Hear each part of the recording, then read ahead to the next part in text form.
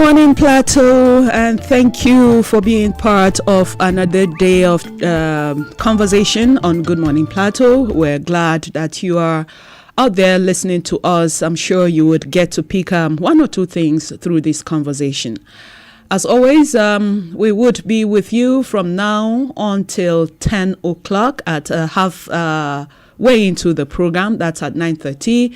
You would also have an opportunity to join us on the conversation through our phone line. And if you are just tuning in, you can join us on YouTube, where we're streaming live, where you can see us and, of course, hear what we're doing here in the studio.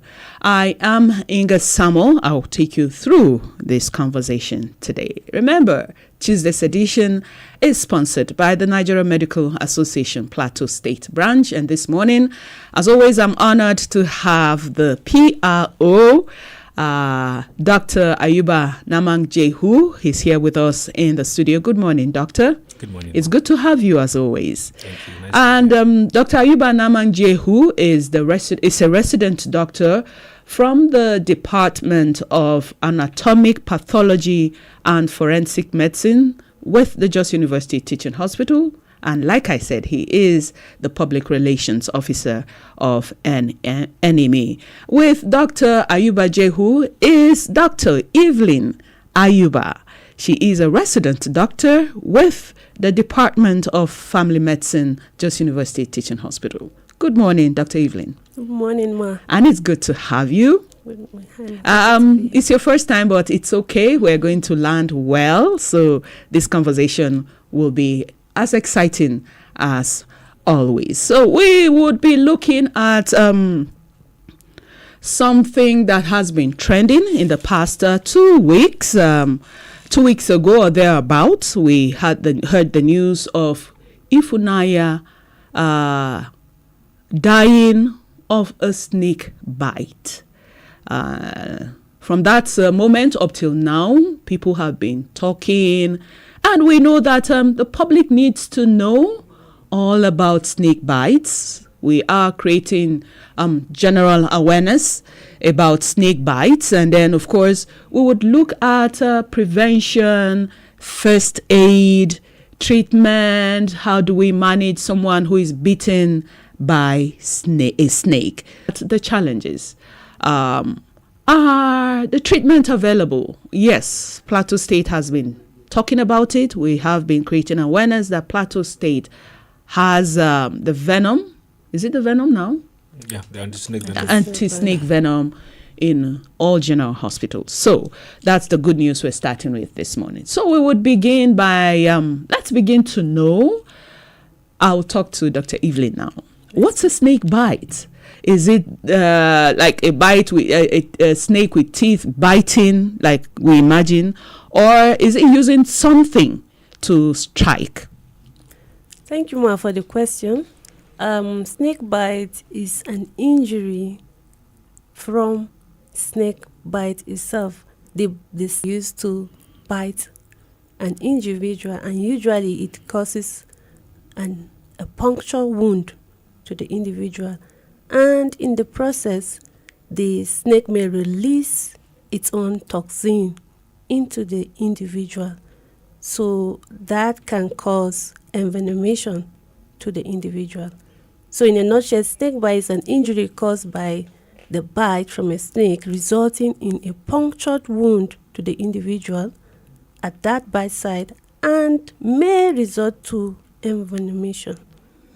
Okay. Yes, Dr. Ayuba, you want to add Dr. Jehu now? Since I have two Dr. Ayubas, I would refer to one as Dr. Jehu and then Dr. Ayuba Evelyn. Okay, Dr. Jehu.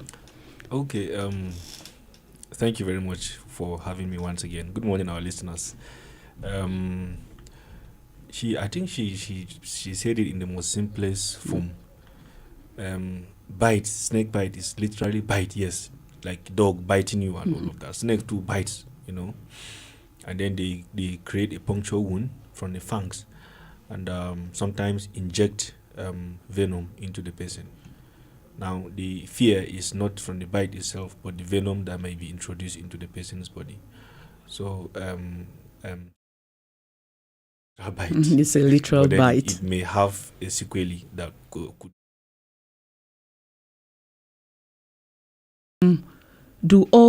Are all snakes poisonous? I remember when I was growing up, we're told that green snakes are not poisonous. It's the brown one that is poisonous. That's what we're told, and I grew up with that perception. But are all snakes poisonous, or there are some that are not poisonous? Okay, all snakes are not poisonous. There are snakes that are not poisonous. In fact, some snakes do not bite.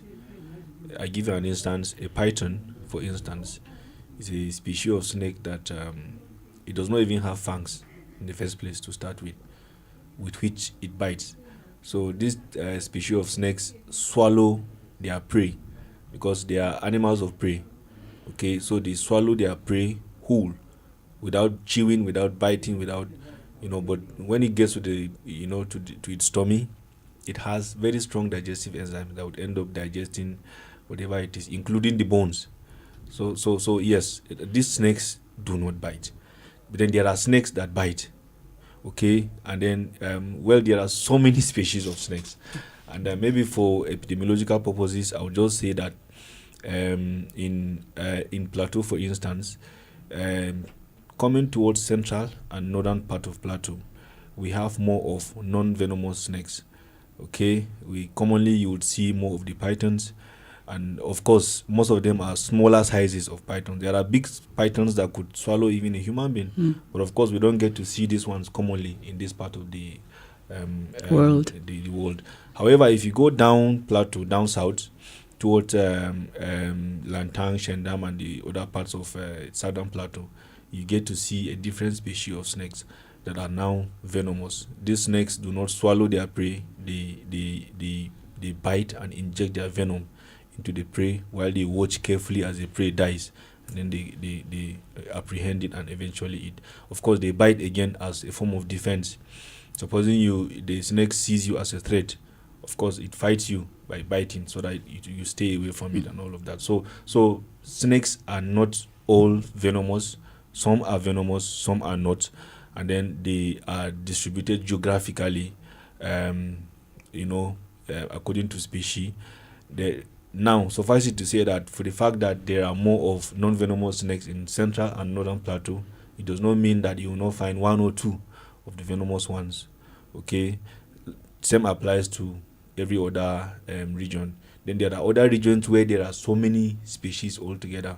Commonly in southern Plateau, I've had by reason of some work I did there in Lantang, I was told of a time where a black mamba killed someone. Now, black mamba, for instance, is one of the most toxic snakes. Its venom is so powerful that it could kill an individual within a span of 30 minutes to 2 hours or thereabout, because it is neurotoxic, meaning it causes paralysis. Okay, so it can paralyze the respiratory muscle so that the person will not be able to breathe or something.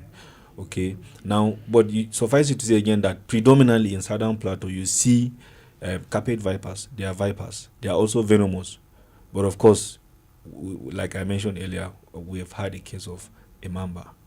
Okay, now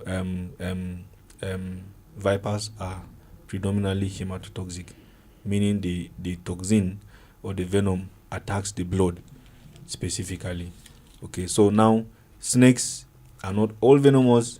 However, there could be different species coexisting in a particular geographical location at a given point in time. Okay, I'm glad you actually brought out the fact that some are toxic while some are not toxic. So, how does one identify the toxic or the dangerous snakes? Maybe I'll go to Dr. Evelyn. Is there a way one can identify all the different poisonous or toxic or dangerous snakes around? Thank you. So I'll try to be a bit specific. As you mentioned earlier, in our own region, the commonest poisonous one that we have is the carpet viper, and that one is hematotoxic.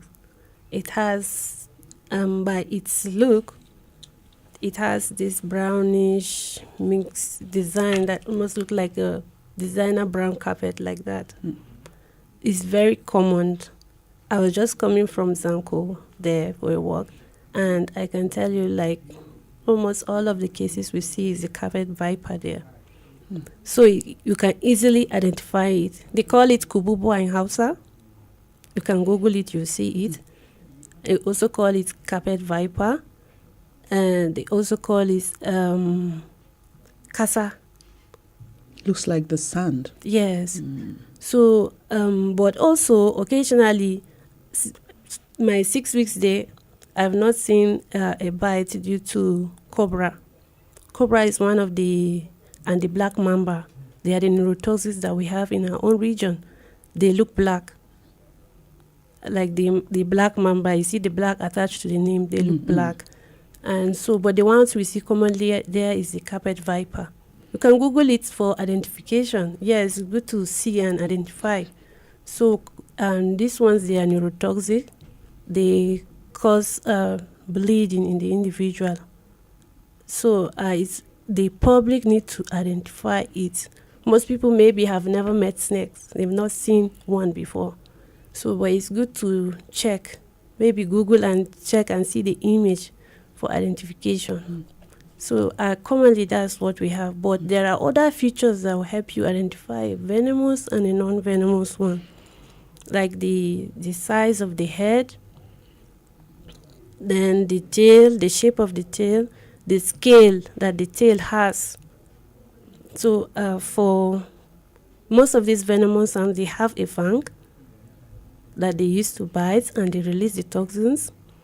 So the fangs are sharp and they penetrate the individual. But some non-venomous, they don't even have the fangs.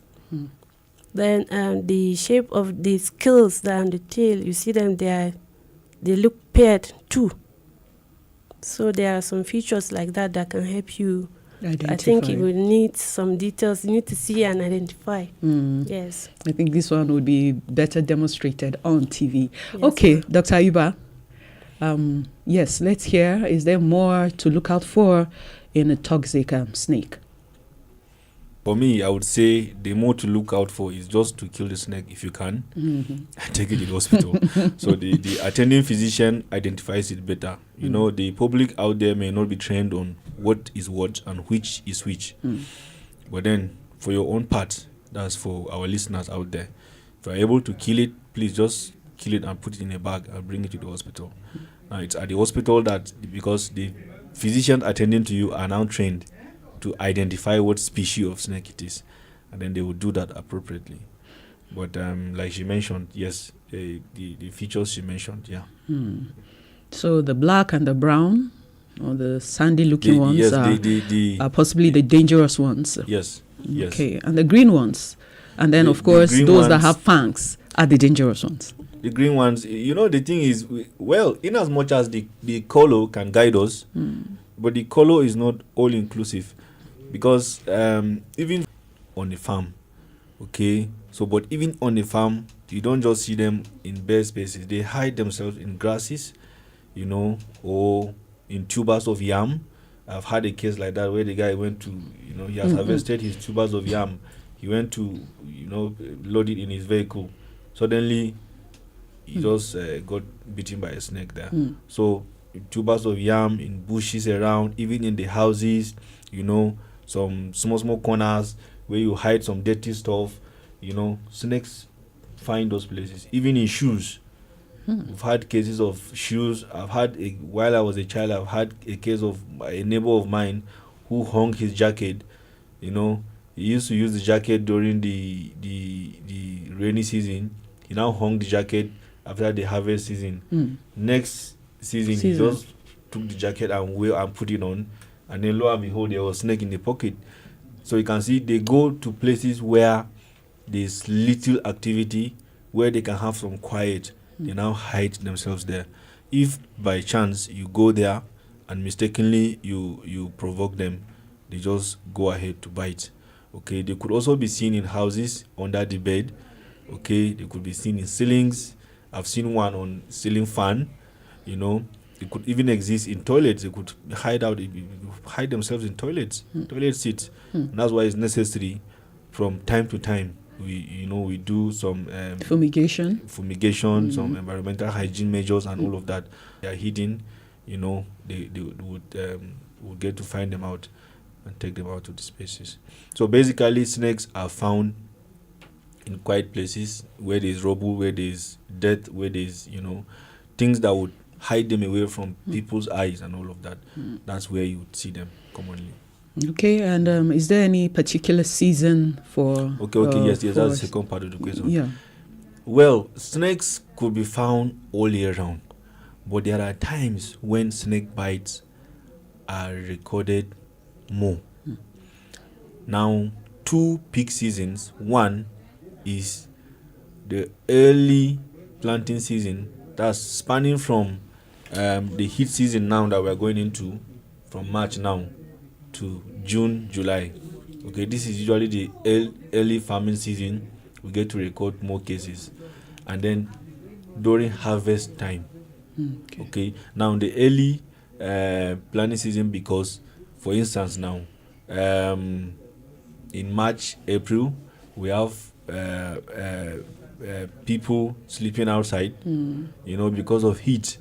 Some people cannot sleep in their houses, so they come out, they just lie down outside, and then these snakes move more at night.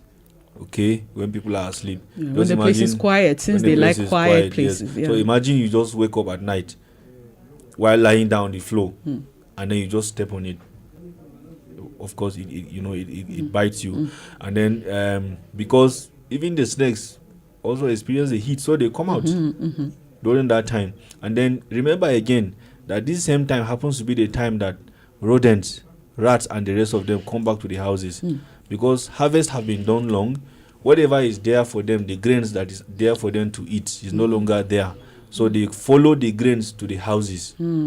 The snakes also follow the rats, because they also need to feed on the rats and the rest of them. Okay, so they come back to the houses. So around this season, we expect to see them more. Okay, then during the harvest season, October, November, we get to see more of snake bites again, because that is the time of harvest. So people go out to their farms to harvest. Now, because like she rightly mentioned earlier, that some of these snakes, they call them casa because the color of their body resembles dry grasses and sand. Okay, so people just go there, they don't even see them.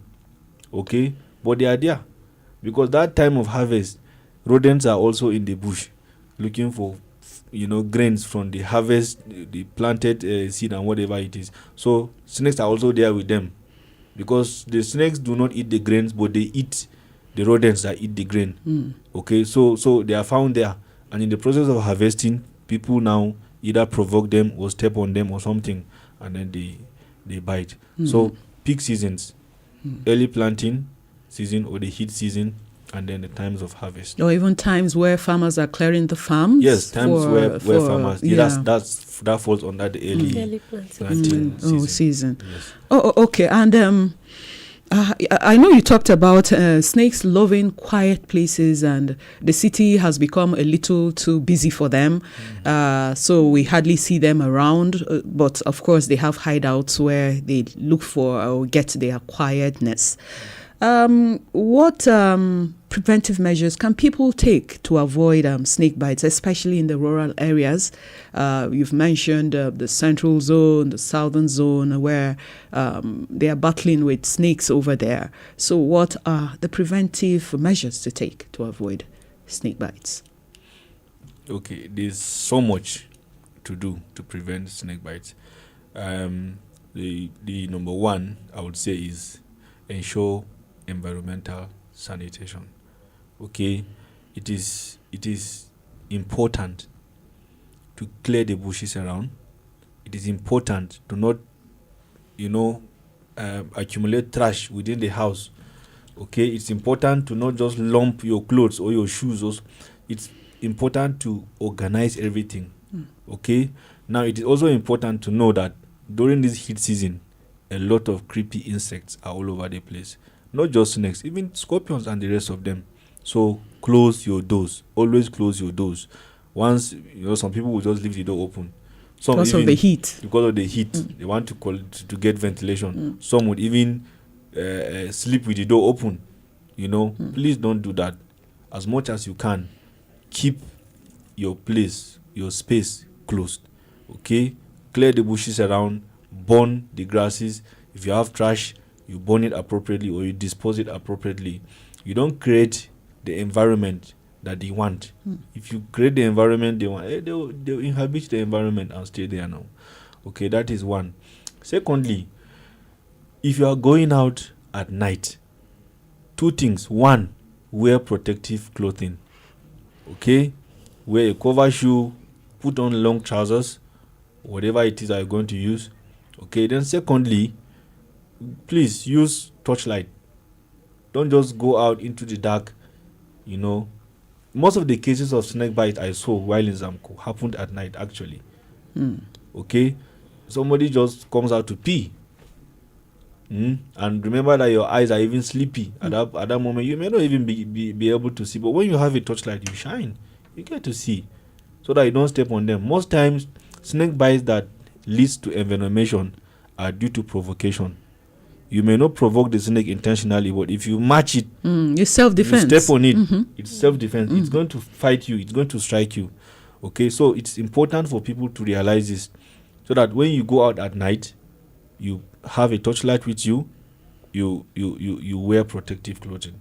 Now, in people who stay in places where we have high incidence of snake bites, we advise you carry a stick with you. You know why? Funny enough, while I was in Zamko as well, I was told something. When I got there, I discovered that there were boots all over the place. These long rain boots now. So I had to, why? Say, don't use it though. Snake will bite you now. So I had to be using it. And then I noticed there were sticks all over the place. They say, okay, these are the sticks we used. Funny enough, an incident happened. One of our pharmacists from Jute came over to Zamko. And then the night he came, the following morning around 5 a.m., he was called to issue out some medication. And when he was getting out, he was in a hurry. He didn't wear anything. He was just wearing slippers. What saved him was that he was carrying torchlight. And he was shining the torchlight. Lo and behold, a snake in front of him. He was even about to step on it. Wow. So you can see how practical these things are. It's not so big. And then don't be in a hurry to just go out. Open your door, look. Okay? If your steps, your eyes should be around. Look around, look at the ground, look at the bushes around you. Don't just, walk anyhow and all of that. So basically, these are some of the things to do to protect. You have to be very sensitive and careful. Yes, Dr. Evelyn, I think you want to add. Yes, I want to add to what he says. Most especially in rural areas where most of the farming activity takes place, I think that they are really ignoring these preventive measures. They are farmers, they go to farm, you not see them with boots. Some of them, they go hunting. I've seen a lot of children in the process of trying to hunt for rats, they put their hand inside holes and they are beaten. So I think that they really have to be careful. Some of them, they pile up wood sticks because they use it for cooking. And a lot of them is at the process of gathering wood sticks, or the ones that have been piled at home. The snakes are hiding there and they come in contact with anybody that comes there and they beat them. So these are things that people should take caution in. You don't put your hand where there is sticks, wood sticks piled up. You have to use a stick, poke it first if it is safe before you put your hand. And then I also want to mention about rearing chickens close to the houses because they come for the eggs. These are one of the things that will draw them to the house. So it's encouraged, if you really want to do something like that, you maybe try and use nets to cover the cage or whatever there. so that there will be a barrier, a separation. They will not have access to the eggs. And somebody going to pack the eggs can also get bitten. And then I also want to mention about using nets too in our windows. You've already mentioned about closing your doors. The nets too should be used at times. It helps. And then most importantly, you must eradicate rats. Since you know the snakes are coming for food too, it's the rats they're after. You don't want the rats because they are going to eat your food, your food store. Can even cause Lassa. Yes. So that's what we talked about last week. People should really eliminate rats around the houses. And rats who are attracted to those rubbish that we gather around without properly disposing them. So people should also make the environment clean so that rats will not come in, snakes also will not find hiding place. Okay. Yes. Thank you so much, Dr. Evelyn Ayuba, resident doctor from the Department of Family Medicine, Jos University Teaching Hospital, and Dr. Ayuba Namang Jehu, he's a resident doctor as well from the Department of Anatomic Pathology and Forensic Medicine, also from Jos University Teaching Hospital, and he is the Public Relations Officer of Nigeria Medical Association. They are the sponsors of today's edition, Tuesday's edition of Good Morning Plateau. We'll take a break, and when we return, we'll look at treatment in case you are bitten by a snake. And then, of course, we will allow you to also join the conversation. Stay with us.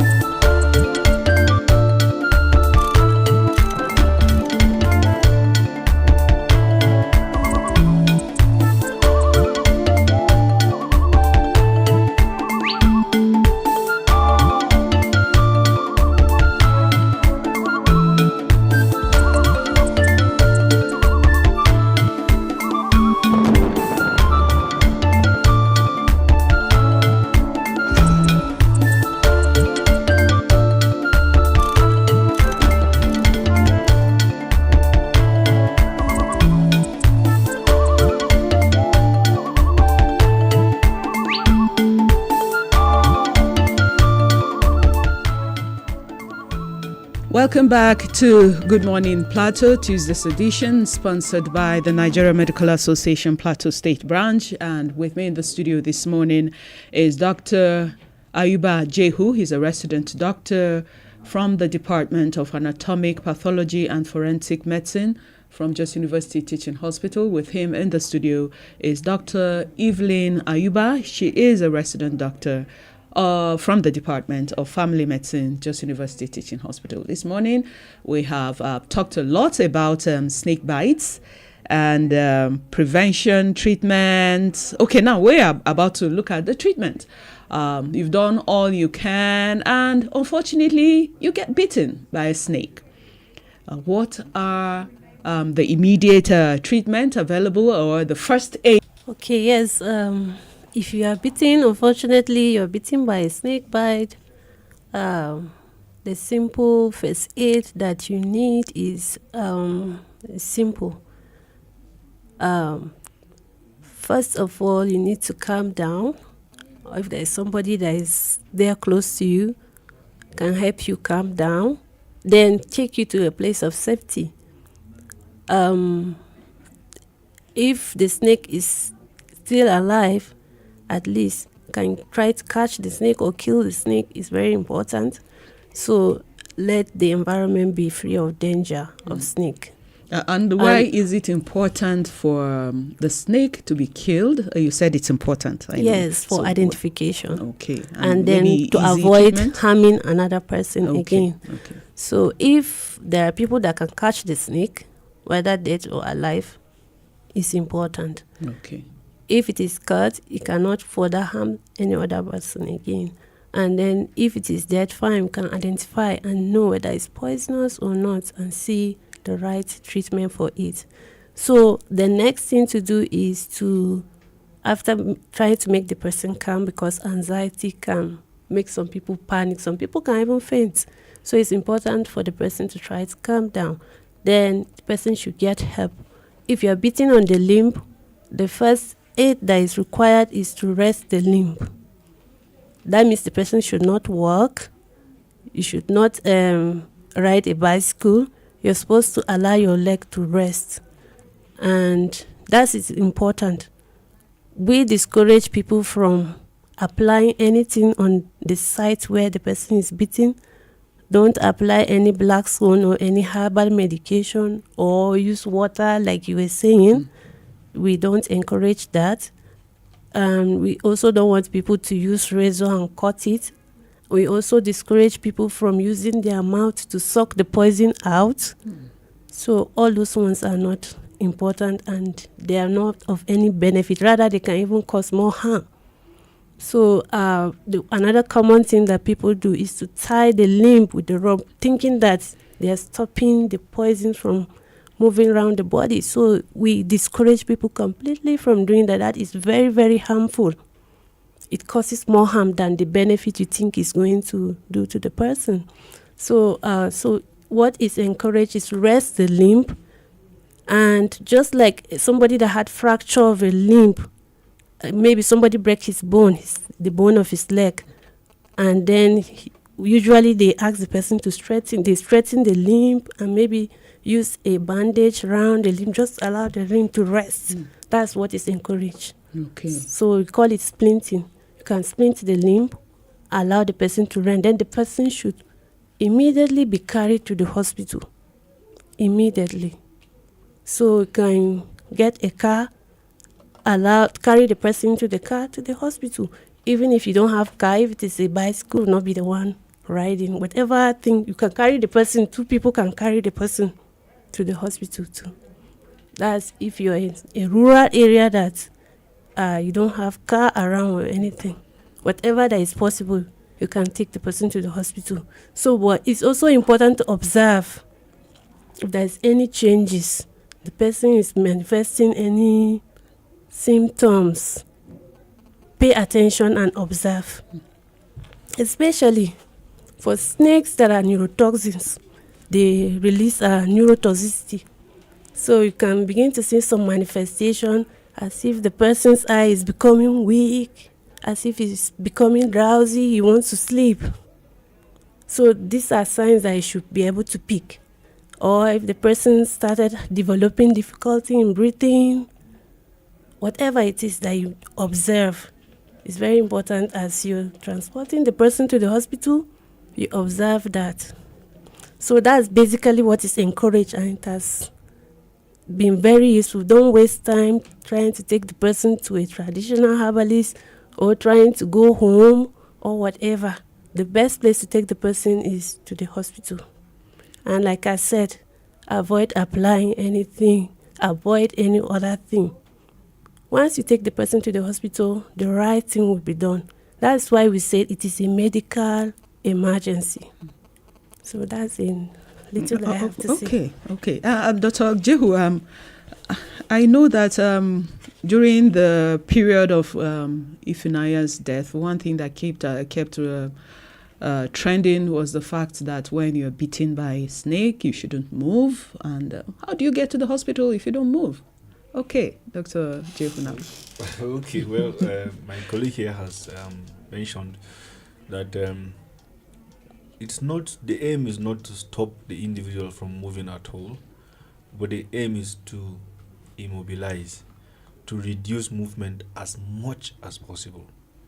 Okay, as it's not possible to not move at all, but it is possible to minimize movement. The essence of it is to rest that limb. Okay, because the movement of the limb involves movement of muscles and other structures, which would squeeze and relax and further disseminate whatever it is. Okay, and that may cause even a rapid swelling, okay, of the limb. And we don't want the situation where the limb is rapidly swollen, that it can cause compression of blood vessels, and then the person does not have blood flow to that limb. Okay, so it's not aimed at, stopping the person from going to the hospital or something. But like she rightly mentioned, you can use a vehicle, a motorcycle or something. That way, you just, the person just moves and sits down and is taken to the hospital without necessarily doing so much work by himself or herself. I've seen scenarios where the individual was helped.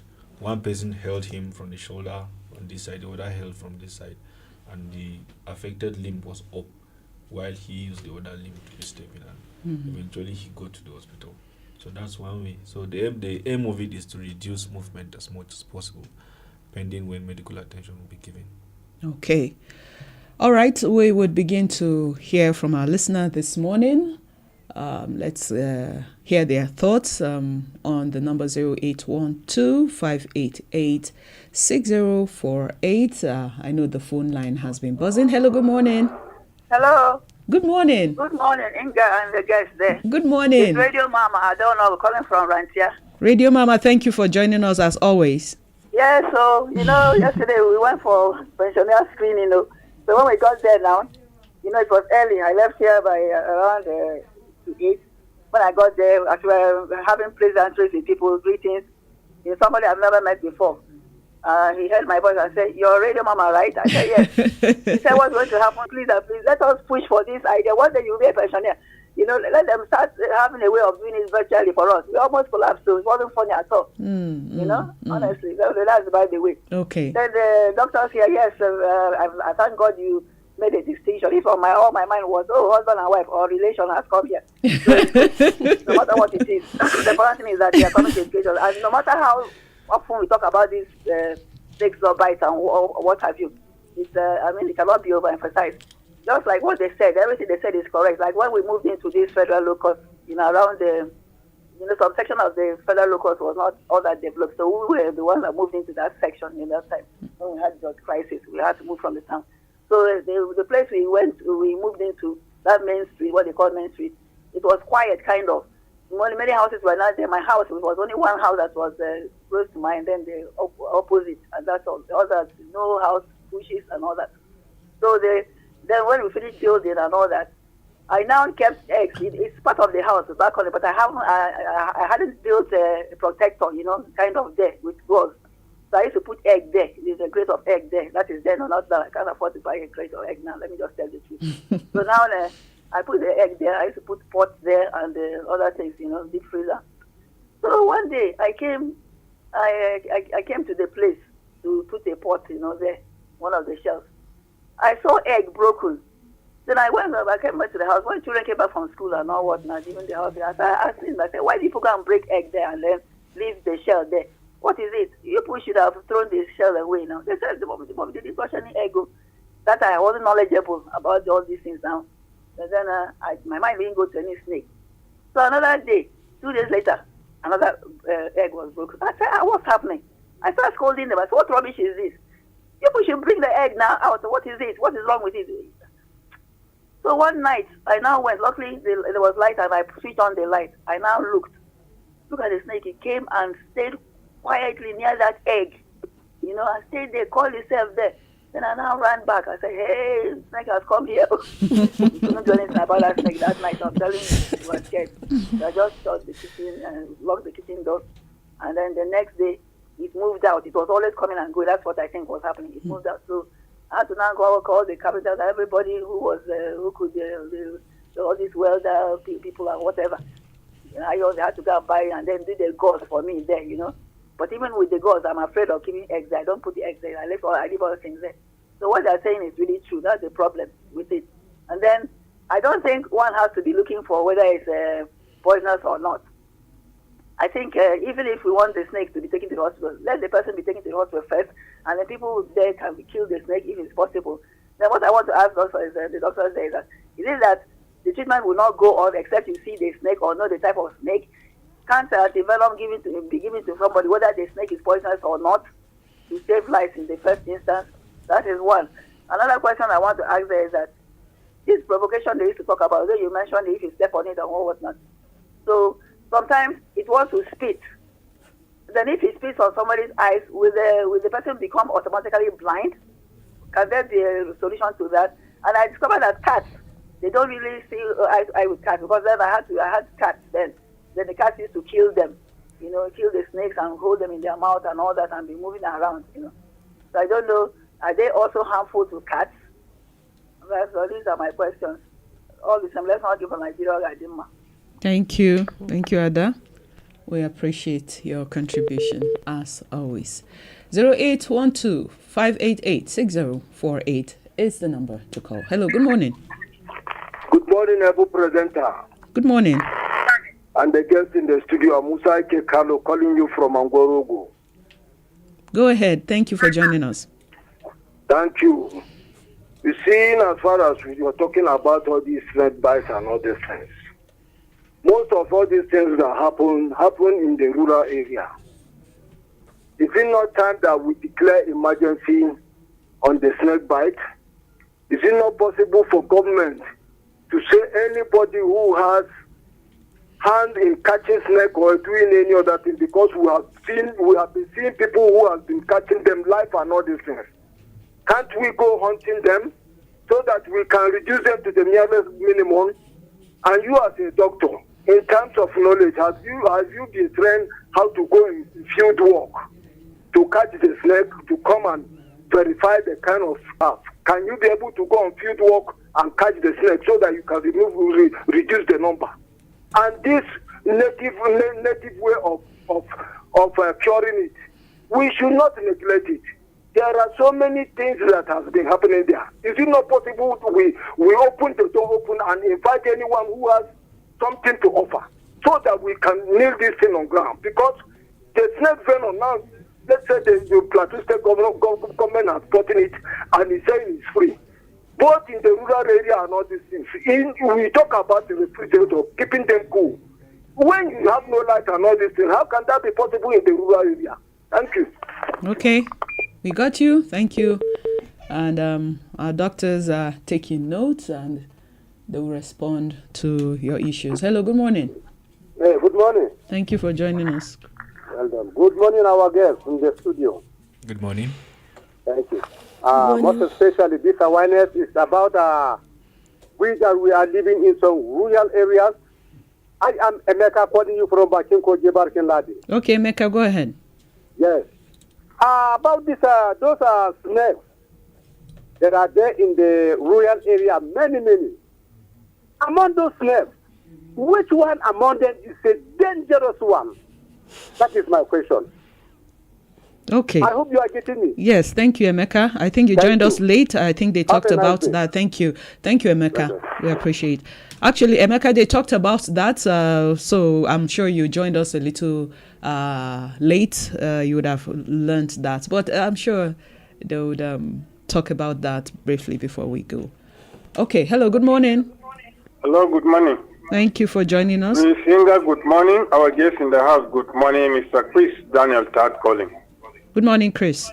Thank you. I want to say that snake is devastating, but I don't know. Some people say that they have economic benefit because some people are into rearing this snake. I don't know how they can handle it. Please, what if I want to go into business of snake, maybe rearing snake? how do I go? Even though it is not on the side of health, but I want to know that they may have some tips on it. How do I go about it to avoid this biting and what have you? Because they say the venom is economic, has economic benefit, and it can be sold. And I don't know. Please, can you shed more light on that for my understanding and many other individuals? Then secondly, is the fact that the herbal usage of this to cure snake. I think during when we were growing up in our childhood age, many of our people used to go to herbal and they always received cure. What can you say to that, in as much as we are discouraging the use of herbs? But some people have been cured and are still alive. I have seen them and are doing well. What will be your take on that vis-a-vis the issue of probably the going to hospital? That is, and then last but not the least is the fact that in the rural areas, it is a thing of concern that many people have been bitten, particularly on the farm. Some people will be going to the bush. You see them probably at the end of the day being bitten by this snake. And you've given us how to go about it. And having said that, I know it's a good one, but the one thing that I think we need to look at as far as this prevention against any bite is concerned is the fact that it is something that I think we need to look at it objectively from the angle that many people have been so careless about it in looking at their environment. Going into the bush, you move about without any care. But some people have said that you can use this, the gum, the waste that is coming from this olive. Yes, that there are ways sometimes if you burn it around your house and what have you, it send them away. How can we justify that? Thank you very much. Have a good day. Okay, thank you. We can go ahead and begin to respond to our callers this morning. Dr. Ayuba, if you can, Dr. Jehu. Okay. Thank you very much, our callers. That shows that we're together, we're all listening. Your questions are very valuable. Radio Mama, thank you for the contributions.